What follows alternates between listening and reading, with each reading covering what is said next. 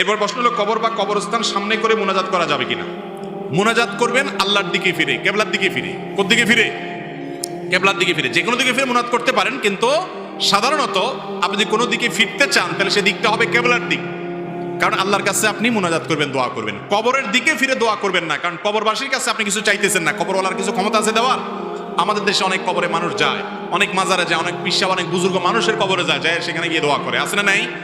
নির্বাচনের আগে ভোট চাইতে যায়, সন্তান না হলে সন্তান চাইতে যায়, ব্যবসার উন্নতি না হলে ব্যবসার জন্য যায়। আছে না নাই? কবরে কোনো কিছু চাওয়া যাবে না, কারণ কবরওয়ালার কোনো ক্ষমতা।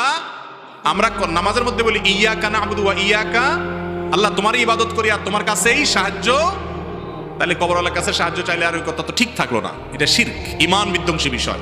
যদি অনেকে কবরের দিকে ফিরে আল্লাহর কাছেই চায়, কবরওয়ালার কাছে চায় না, ওইরকম হলে সেটা শিরক হবে না।